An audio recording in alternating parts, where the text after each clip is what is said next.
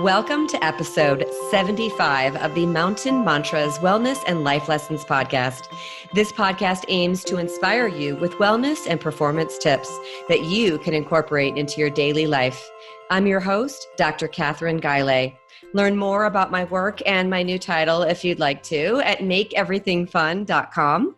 I've got a great new resources page there with links to free things like masterclasses, fun and actionable quizzes, and much more. But today, we're going to be talking about my guest, Nancy Tung. Nancy is an international Brainspotting trainer and consultant specializing in chronic symptoms such as illnesses, pain, anxiety, and depression. She also utilizes Brainspotting to help clients manage life changes, relationships, and even ancestral trauma. Nancy joins us in a series of interviews with brain-spotting professionals to explore this amazing modality. So if you're just joining this podcast for the very first time on episode 75, please go back in time and listen to some of the earlier episodes that I've done with other experts in this modality. But now we're going to focus on Nancy's expertise. Welcome to the show, Nancy. Well, thank you so much to have me. I'm very excited to be on this show.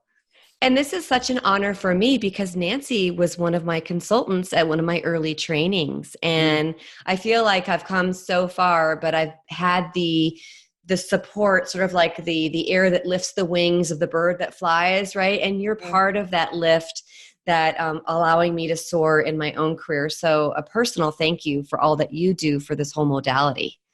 Oh, you're so welcome. I still remember the day we met in Utah. Yeah. Yes. And the funny thing is too, is you I think you emailed me afterwards and you said, have fun with your magic wand. It was so cute. And Nancy, you use Brainspotting in a very unique way. And I've interviewed people around different ways to do Brainspotting. And in fact, a lot of times we've gone through, what Brainspotting is, how Brainspotting is set up. I always mention that it is the modality that was founded by Dr. David Grand. And I send people to brainspotting.com for more information because we do want to recognize that this is a whole modality with a founder who we both adore. But today we can just tell the listeners, if you haven't listened to those previous episodes, go back because we're going to dive into some special and unique stuff. And I don't want to spend the time kind of what is an activation spot, what is a resource spot, what is double spotting. That was already all covered. What you do and what I think is so wonderful is you incorporate it with coaching.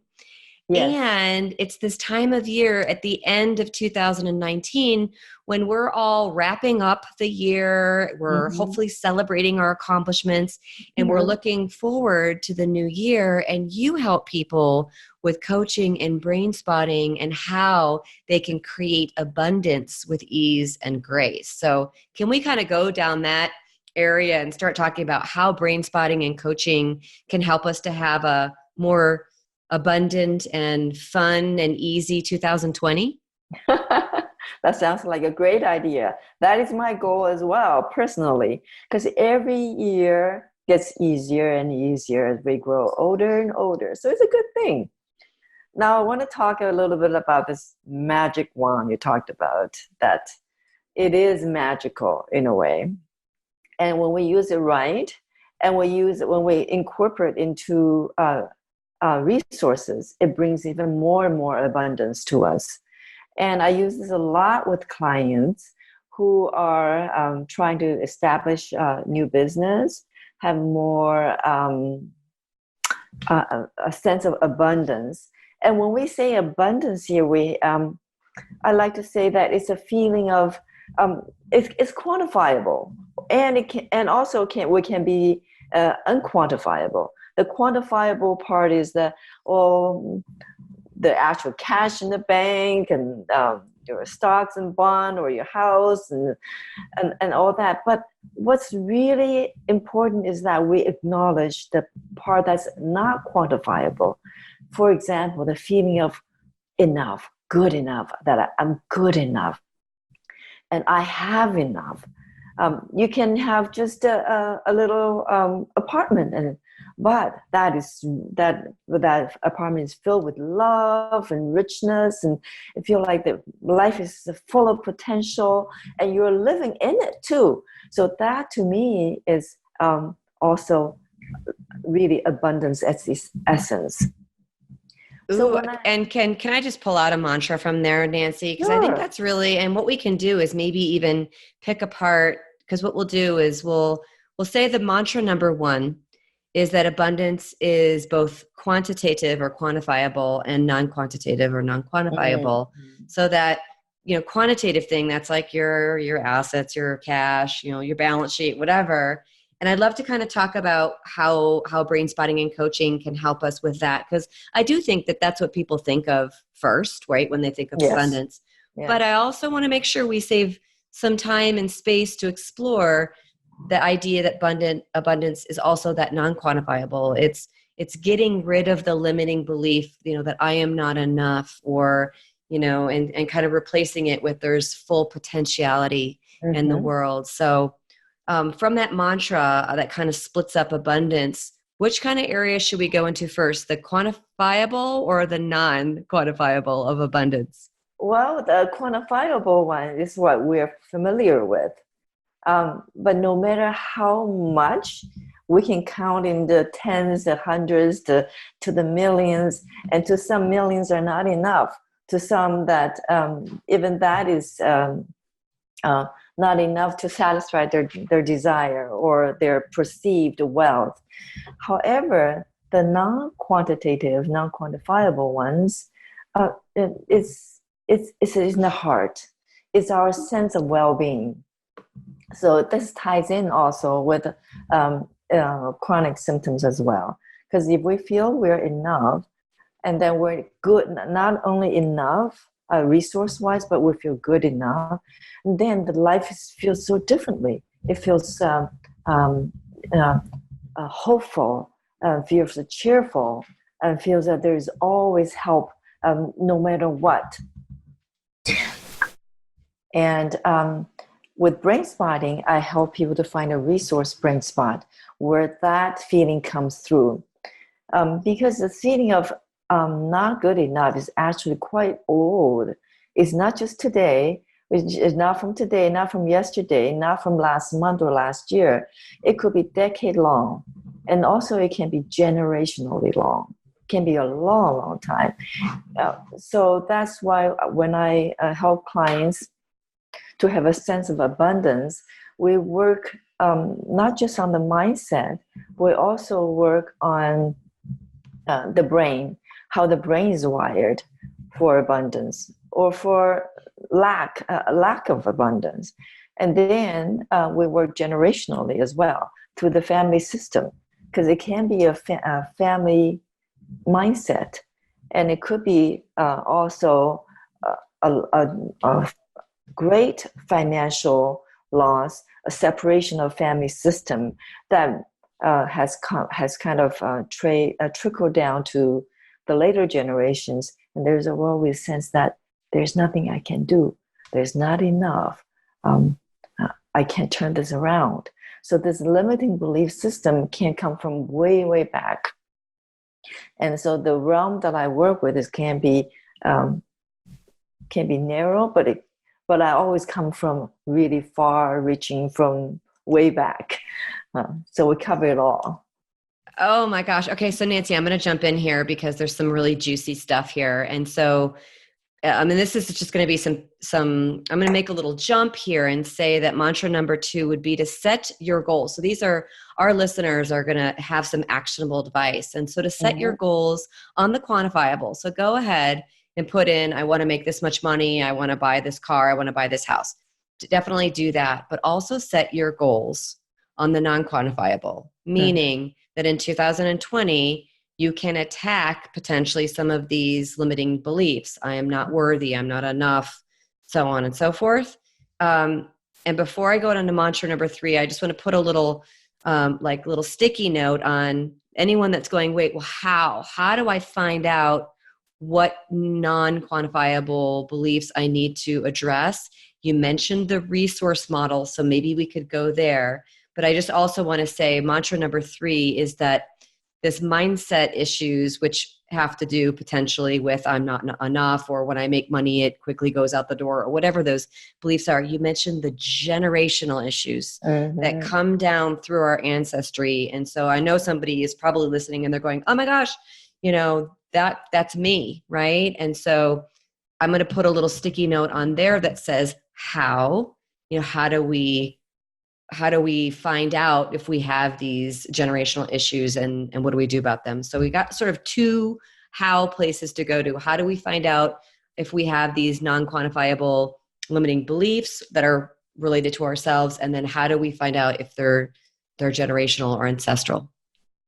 Well, it's pretty easy, actually. The first, Love that. I like it easy. First is that when you write down what is your biggest fear, because the biggest fear that we have is usually something we have not experienced, but is the fear there? But the fear is there anyway. And then the second is, what symptoms have you suffered ever since childhood? So from these 2, people can dig up almost just about anything. For example, I just worked with a client, and he's going through the therapist training. And he was feeling so much pressure, and he couldn't get his case studies done. And then he literally broke down, and he says, I really want to do well in school, but I don't know why I just can't do it. I can't make it happen. And then when we went on a brain spot, and then that feeling correlated with something way before, when he was a young man. His father died suddenly, and the same feeling came through that I want to help my dad, but I just can't make it happen. So there is a thread there. And then as we dig longer and deeper, Dad immigrated from one country to the next because of war, so left his family behind. And that same feeling that I want to help my family so much, but because there's no there's totally cut off, no connection, there's nothing I could do. So you see, the thought that we have could be here and now. There's nothing I can do about it, even though I really wanted to be good at my study, to be abundant, or to buy this car, or do well, or to start a new business. But however, when we trace it back, it may be I wouldn't say several hundreds years, but several generational old. So if we have these 2 things to track, what are our biggest fears? We end up homeless, or end up nobody caring for me, or die alone, or whatever those things are, or something that you have suffered from a very young age. For example, for me, I was always feeling sad, no matter what. There were not many days where I don't feel sad, or I can access that emotion really easily, ever since young. And through years of family constellation, and that the phenomenology that comes from this family constellation revealed to me, there were a lot of females in my family system who weren't treated justly, or they were given away, or there was poverty, there was war, so there were a lot of separation. And then I've never experienced any of that. I came from a loving family, family with enough resources, but this feeling of always fear of loss came through very strongly, feeling of sadness very strongly. So now I know where it came from all these women who came before me. But their suffering were in vain because I was born. I'm here now, and then I worked through all my there's never all, but most of my barriers, so that I can help other people. And through helping other people, through my own healing, that I find this, I'm not no longer sad anymore. I feel like life is hopeful. I'm looking forward instead of kind of looking downward. Um, so I think what I'm trying to say, yes, this is the second one where some issues that you start with from a very young age could be linked to ancestral trauma. Okay, and Nancy, I'm going to just summarize here because there's some really, again, juicy stuff in there. And so you gave us the how-to, and I love that you said it's very simple because I believe sometimes the most simplest things can be the most profound and effective. But the two things you said was, you said to write down your biggest fear. Yes. And then you said to look at what symptoms you suffered throughout your life, since childhood. And you gave us these examples. You said, this man felt helpless, that he could never really make it happen. This was the whole case study for him, where he was having trouble finishing his case studies, and it linked back to his childhood. You mentioned, fears of being alone or being homeless, or even that feeling that you mentioned about being sad, sort of a loss of connection or a feeling of separation. So can we take those biggest fears and then go to that second question that you mentioned, which is the symptoms suffered? Because I'm curious, is there a link between the biggest fears and the symptoms that people have suffered? Oh, there usually is. But sometimes I think using live example will be the easiest way to go about it. So, for example, I'm just thinking about a client or my personal experience. Can we use that same example of that man who that felt helpless, that he couldn't make stuff happen, like he couldn't get his case studies done? Yeah. Wonderful, Kathryn. Very wonderful. So he also suffered long-term pain in his legs.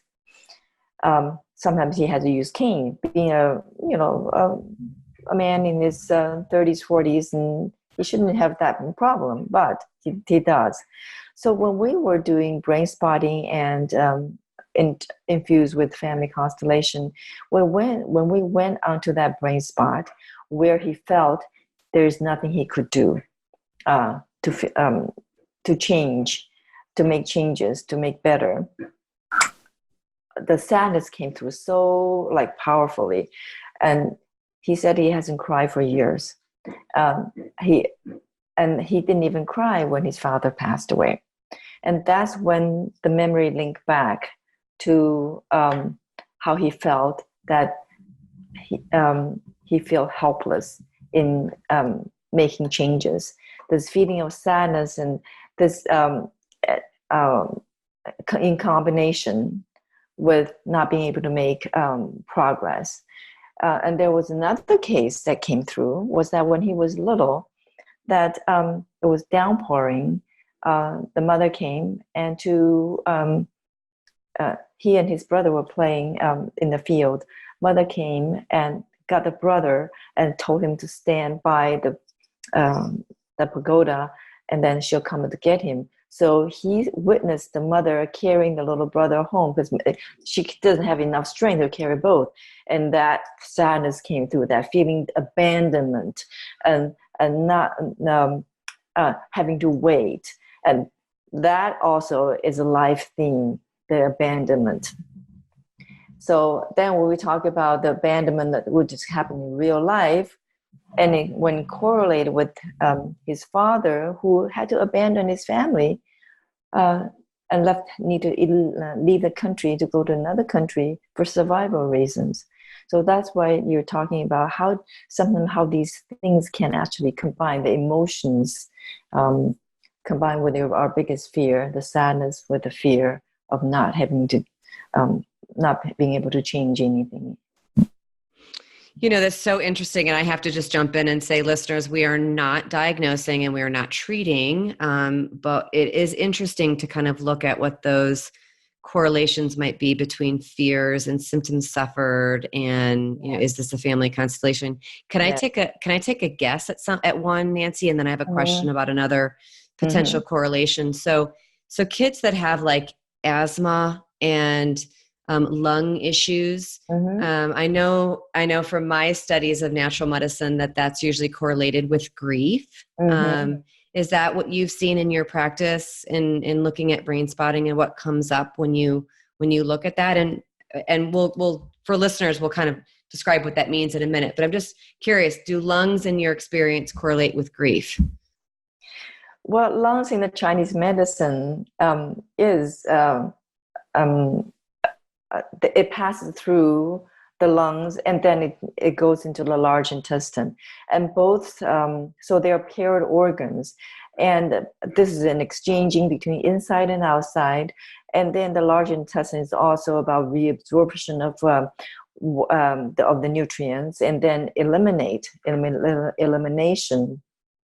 So lungs, yes, in the traditional Chinese medicine is quite highly correlated with grief and loss.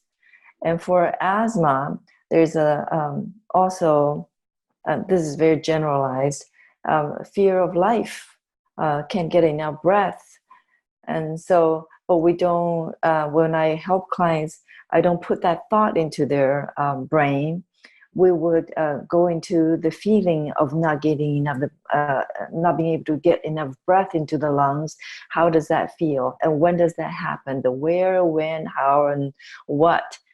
All that while we're going on a brain spot. And then see how the brain would naturally lead the client into perhaps something that happened tragically when he was a child, that involved his family members, because children very often would just do about anything to make the family as a unit intact. They're more than willing to sacrifice themselves, and it's all about survival as a family unit, because without the parents being well, there is not much the children can do to survive on their own, especially when they're little. So talking about lungs, it's pretty interesting. It has been observed that lungs have a lot to do with grief and loss. Yes, difficult with life. And Nancy, you mentioned something. I can imagine a listener thinking, what? A fear of life, a fear of living? And so let's talk a little bit about the subconscious, because this is not something that's at the surface, right? And I think I've mentioned in previous episodes that the subconscious or unconscious is 97% of our cognition, and we're really just at the tip of the iceberg with that 3-ish% that's conscious. But what you're saying is, when there is this fear of living, for example, again, not diagnosing or treating, if there's this fear of living, it's likely a subconscious issue. And so brain spotting allows the client to uncover that, or kind of walk us through how that happens, how we become aware. And then, of course, what happens from there? How do we resolve that and get better and be wonderful about taking deep breaths? Resolving that, to me, is a discipline. It's a daily practice, which I think I'm going to show everybody how to do it. It's a meditation, and then it's a meditation, a mindful meditation, but it's also a neurological meditation where we actually work with our brain. So that we can change the habitual wiring of the synapses in the brain, the nerve fibers, and then also how the hormones, neurotransmitters, and that's excreted through the nerve fibers. And since you're talking about subconscious, I would just want to bring up on my model over here, my model of the brain here. Oh, and I'll just say, we will put this up on video, but for those that are listening and to the audio only, just describe a little bit what you're showing. She's got a brain here, which I love. Okay. I got a brain model. There's half a hemisphere, half of the brain, and there's the left side. And so from this model, you can see lots of grooves on the outside. And this part of the brain is called the the cortex, the new brain.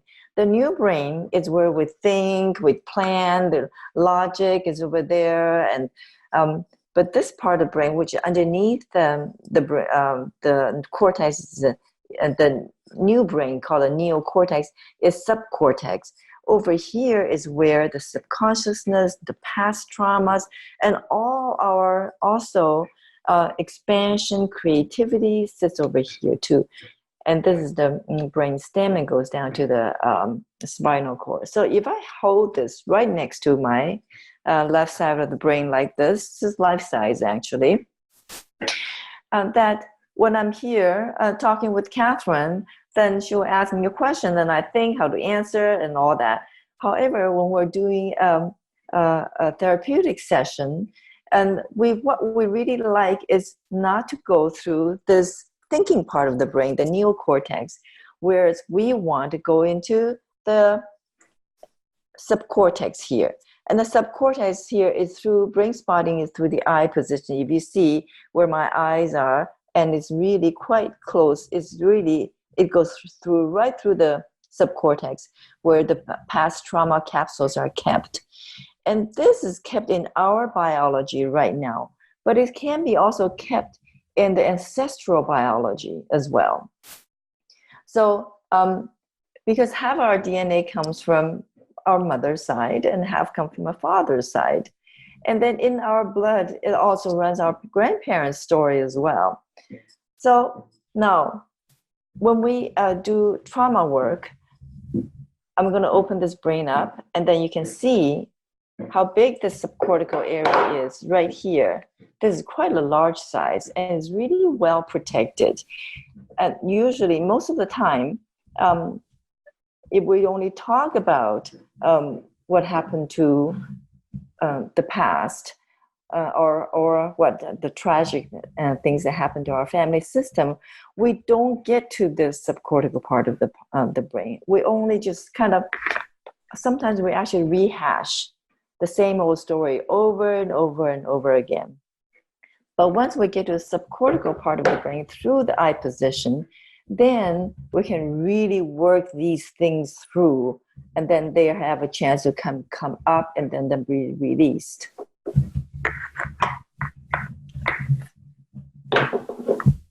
Okay. So, yeah, go ahead. Are you finished with the brain thing? That's so cool. I'll make sure this is available as a video as well. Okay. I want to emphasize though that the ancestral limiting beliefs, right, that we carry are held. So will be mantra number 4, are held at the subcortical level. And I want to just underline for people listening that you can talk about it all day long and question and answer all day long, but you'll never get to it if it's at the subcortical level. That's what Nancy is explaining by showing this brain. I think that's so important. That's why I'm highlighting it as a separate mantra, is that in order to get to and process and release these ancestral beliefs, you do need to have a therapy like Brainspotting or other subcortical therapies that get to that part of the brain that's, not in that neocortex, that's not in that thinking brain, because you can just run yourself in circles all day long without ever getting to that area. I never knew from sort of a brain anatomy standpoint, Nancy, that if you were to look at the brain, that the ancestral limiting beliefs lie at the subcortical level, but it makes sense. Yeah, because it's unknown to us, but it's in us.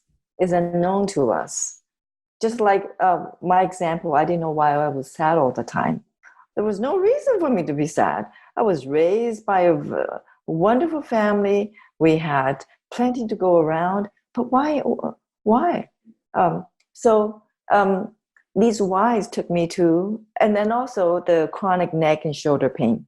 I was carrying something that I've been carrying all along unconsciously in my subcortical brain for things that happened before.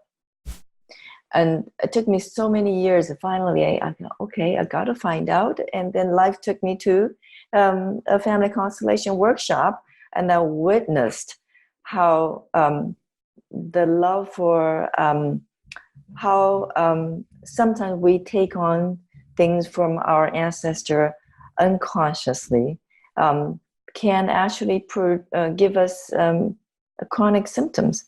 However, On the flip side is that at the same time, we can receive lots of love and blessings from our ancestors, from our family system, if we love them the right way.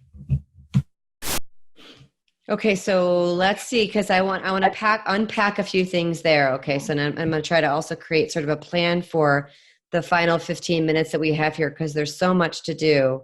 But let's talk about your example of the sadness of the feelings, and then finding out that that was related to an ancestral issue with the women in your family. And my question there, I'd love for you to talk about, is sort of, how did you identify the issue and then resolve it? It would be cool just to drive home that process of how to identify it and resolve it by maybe even going back to that case example of the man that you work with that felt very helpless. And you talked about a childhood example, but was there an ancestral one, and how did he identify it and resolve it? Wow, that's a lot. But wait, we have to talk a little bit about family constellations as a modality in our time together. And then you have a meditation I know you want to do, right? So we can do it, but that's the plan. How does that sound? Can we do this? Yes. I guess we have a lot to talk about, but we have to leave the last 10 minutes so that people can practice at home. Perfect. Changing the mindset, especially generational, is not an easy thing. It takes time. We got to be patient, and we got to have discipline also. It's not an overnight thing, but it can be done. So then how about in just the next 5 minutes or so, if we could talk about family constellations and then how you were able to identify in yourself, maybe leave out the other case example for the purposes of time, and how you were able to identify that and resolve it. Okay. And then we can leave those juicy 10 minutes for the meditation. That's amazing. Okay. Yes. For family constellation, it's hard to diagnose yourself, really, because it's unknowns. It doesn't come through. However, if you're working with a therapist, and once you're on a brain spot, which I showed you, which connects directly to the subcortical part of the brain, the history is the body keeps a score. The body remembers, because that we may not know the actual history, but somehow the body remembers the pain, that remembers the lung feeling sadness, or the shoulders aches, or the neck is painful. From the physical symptoms, somehow the memory will come through. If the specific memory don't come through, it's quite okay. It has a chance to process and then be worked out. If we were going to pinpoint who, where, what, and when, then usually family constellation session would be great, or going to a workshop would be great, where people gather together in a group setting, and then representatives of your pain can come through. Could be a representative of their suffering, or can be a representative of feeling, or even asthma illness can come through. And then we'll set up a mother side of family and father side of family, and we'll see how it eventually evolves and opens up. I think it's kind of hard to say it all here, but that's how one finds out. And for me, what I found out was that there was a lot of grief for my grandmother, who had to let my mother go to be raised by another woman, because she was so ill that she almost passed away. But when she got better, she couldn't have my mom back again. So my grandmother's sorrow kind of passed down to my mother, and my mom to me. And I know the story all along, but this deep sadness of my grandmother's, I didn't really actually know until I was in a family constellation session. And then later on in a Brainspotting session, when I connected that sadness, and then I was able to release from my brain. So family constellation gives you a general, phenomenological view of the family dynamic. But but brain spotting helps you to release it through the trauma capsules in the subcortical brain. Yeah. Well, and I agree. Family constellations probably is like, that is something you could take an entire workshop on. And I will put in the show notes, because I always have show notes that we've got our 4 mantras, we've got our 2 questions, we've got a little discussion of the brain anatomy and the subcortical areas of the brain. But I can put a link to a wonderful book called The Body Keeps the Score. And there's also When the Body Says No. And it kind of gets into why Nancy is talking about why there's such a connection between the emotion, potentially ancestral, and the body. And then for family constellations, you're right. I have witnessed family constellation healings myself, and it's so powerful. Gary Stewart is a friend that we have in common, and he was just fantastic when he went through a few things with a group I was with. Is there a website, Nancy, where people can go and find practitioners if they're going, hey, okay, this sounds like me. I've been suffering with these fears and these bodily sensations, and it doesn't really make sense with my own, family history or childhood. It could be ancestral, and they want to check out family constellations. Would you point them to a resource or website? I think there is one. It's called North American Family Constellation Association. And does that list practitioners on there? Because you would be on there. I'm not quite sure, actually. Let me find out, and then I'll let you know. How is that? Okay, perfect. And I'll put it in the show notes. But if you're in the Seattle area, you can contact Nancy, and I'll have Nancy's information obviously at the end of the show notes. And then can you do family constellations remotely? Oh, yes. Mm-hmm. Okay. It can be done, remotely, individually, or in a group. Yeah. Okay, perfect. Okay, so then we've answered the question there of people are going, how? We'll let you get in touch with Nancy. Okay, so let's do this meditation. I'm so excited. We like I said, I summarized. We had 4 mantras, 2 questions, brain anatomy, and a meditation. So this is an incredible podcast episode for people. Thank you. So thank you. So the topic is how to obtain your wellness and abundance with ease and grace. And so far, we talked a lot about the past and a lot about family trauma or personal trauma. What do they have to do with obtaining your wellness and abundance? It has everything to do with it, because I know people are thinking about, perhaps I get some tips, and I do this, I do that, and then I'll be all done. But actually, it's like cleaning out your closet. If you want to have new things, new ideas, new mindset, or new way of thinking, got to clean out the old stuff. So what we've been talking about right now is ways that we can clean out the old stuff through the family lines, through the brain, and now I'm going to talk about what to bring in so that you can put into your closet. And then the sense of abundance comes in.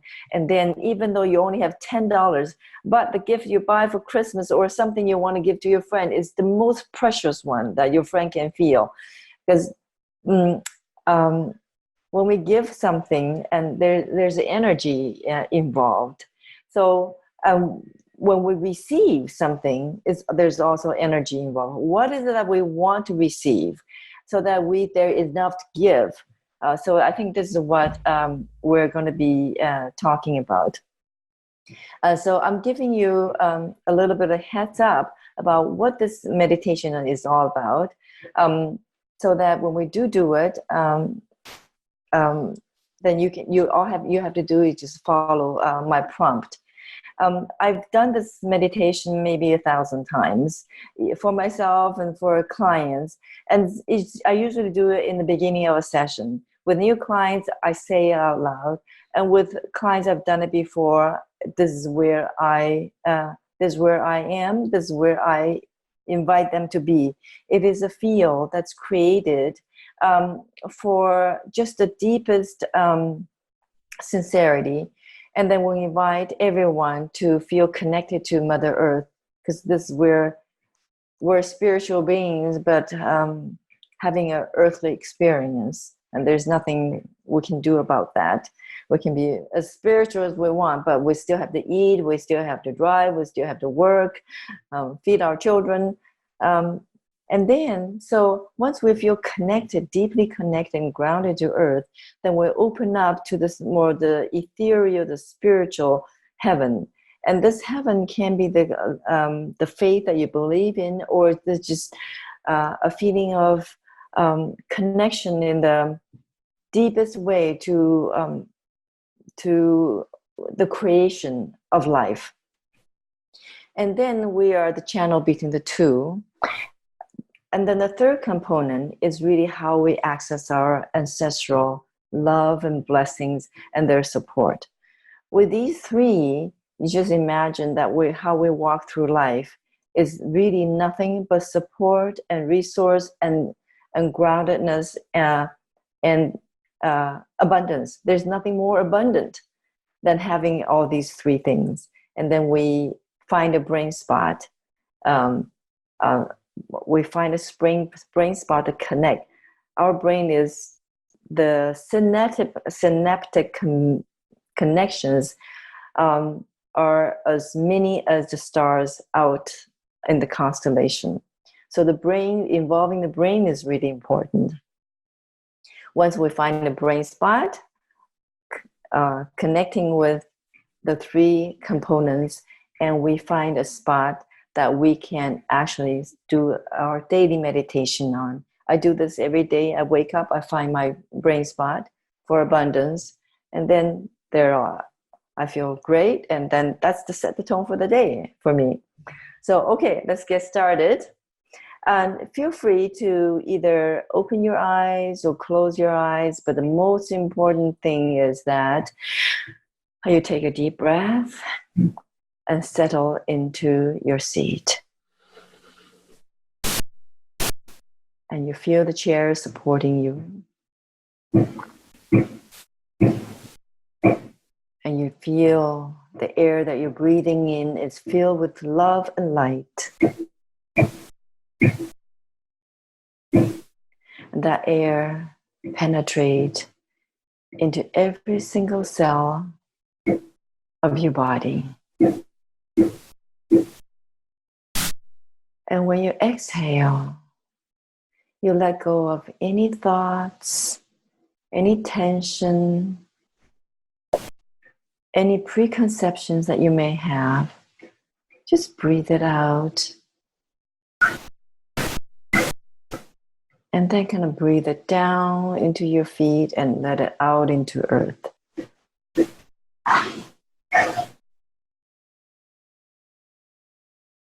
If you notice any area in your body that feels tense or tight, feel free to breathe into those areas. Let the energy circulate a little bit.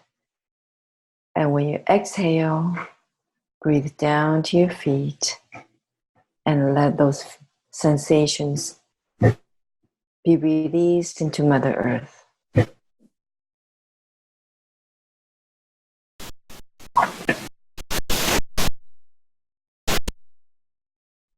Every exhalation is an invitation of a sensation of relaxation. So invite your feet to feel connected to Mother Earth and your toes growing into the soil. They're lengthening, they're deepening, and feel free to visualize that the roots are growing into the earth deeply, steadily.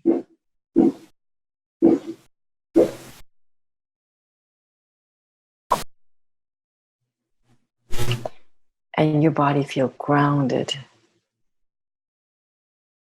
and connected with Mother Earth.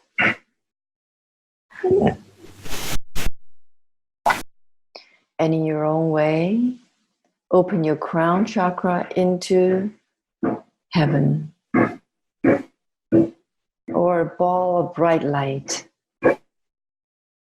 And that light is all knowing, all wise. It's there before the time. It's timeless also.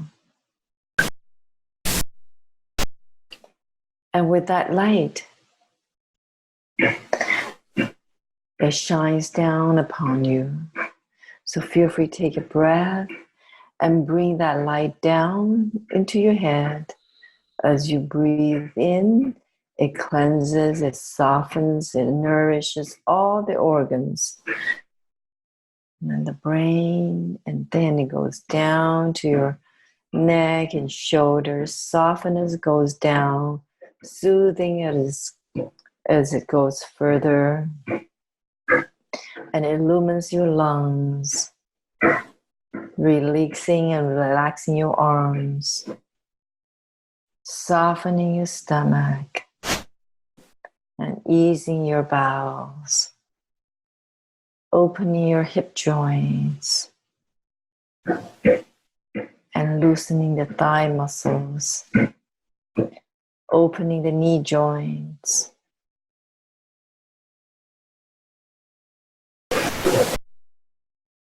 and loosening the calf muscles. Feel free to rotate the ankles so that the ankles are lubricated. And then feel the energy grounded into Mother Earth deeply, steadily, and firmly. Now your body is filled with light, the light from heaven, and your body become a channel of grace. And this channel is connected inside your body, but also is connected through millennium, through the blood that you were born with. You're born from your mother and your father. And feel free to imagine their family systems through the generations are standing behind you, supporting you, sending your well wishes. If you're feeling more connected to your grandparents, feel their presence as well. Because sometimes love can skip generations, or the connection can feel more fully. Skipping generations, all is fine. Regardless of what it is, we came from generations upon generations of men and women who have lived, accumulated wisdom, experience, and they have sent their blessings down the line through your grandparents and your parents to reach to you. And from you, that richness of experience and wisdom continue to flow to your children and your grandchildren. Sometimes we say, when there's a blockage in the family system, when we work it through, then it's like a river, a dam's being lifted. The whole river, the whole line of genealogy start to flow better. So this work is important in that sense. Our work as parents generate healing, not just for ourselves, but for our children as well, and our children's children, and so on and so forth. So with you feeling connected to Mother Earth, opening up to the beginning of life in your crown, and feel the generations behind you supporting you. And now I would like you to start finding a place in your body that you feel most comfortable, most relaxed. Could be the palm of your hands or the soles of your feet. Could be your ears or your finger, one of the fingers, or the tip of your nose. These are just suggestions, but you can find one that's fit yours. You can say, this is where I feel most comfortable. If your chest feels open, you can say, oh, this is where I feel most comfortable and open.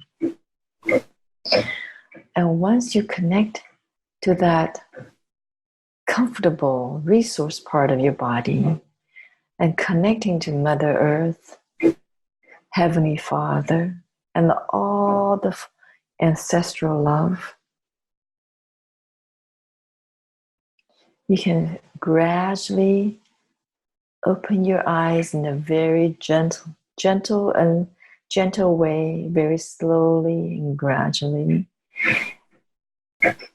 And what we want to do is to take your time, because you're coming out of a meditation. You may find that your eyes naturally gaze at a certain spot as you combine all the resources we mentioned. And you naturally will gaze at a certain spot. And that can become a spot. You can name it, your brain spot, you can name it yourself. One of my clients named that as the we spot. We are together. I'm never alone anymore. I'm abundant. No matter what I do, I come from a place of abundance.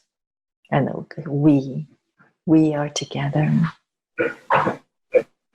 And feel free to process on that we spot for a minute a day, 2 minutes a day, or 5 minutes a day. It can be a routine that you wake up doing it, or it can be a routine before you go to bed, or a couple times a day.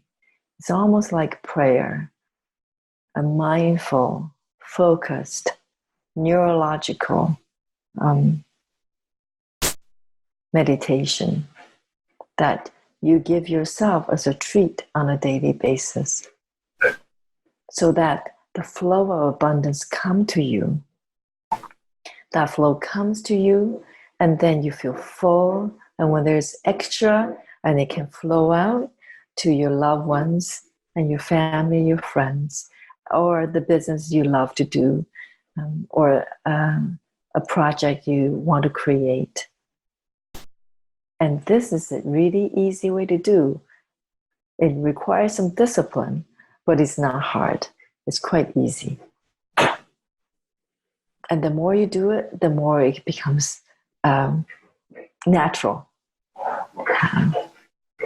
I love this, Nancy. It's like, again, we were talking about how some of the most simple things can be the most profound. And what brain spotting really is for me is it's a way that allows me to meditate, right? So this is a focused mindfulness process. Yes. And what you're saying is, in this whole idea of creating abundance with ease and grace, it comes down to being focused and mindful, right? Which is having a meditation practice, which is based on these neurological principles that we have discussed. So cool stuff. And I can't believe that we're out of time. But I always give guests an opportunity to tell people where people can find them, websites, places they can follow them on social media, because I'm sure everybody is really eager to connect with you and learn more. So please do that. Okay. I'm very honored to be on your show, Kathryn. The work I do, you can find me, just my name, nancytung.com, NancyTung. And you can find me, you can email me anytime, nancytungcoaching@gmail.com. And I have a Facebook page, because the business that I named is called the Practice for Systemic Wellness. Systemic meaning that it's everything that's part of your system. So when we coach, It's really not just for a simple problem here and there. It's really what you get is the systemic wellness, everything, your health, your wealth, your abundance, your relationship, and everything. So you can find me, Nancy Tung, Practice for Systemic Wellness, my business Facebook page. Or you can call me. You can find a phone number on the website. Awesome. Well, thank you so much, Nancy. This is like, it's hard for me to wrap up because I'm sort of in that like zoned out, good place. But we so appreciate you. And, I'm going to have to turn on the comments on the posts that I have where I keep the show notes. And so folks listening, if you want to go and put a comment on what came up for you during your meditation, you ask a question, share with others, that might be something fun to do. So have an abundant 2020, and thank you so much for joining us today. Thank you so much.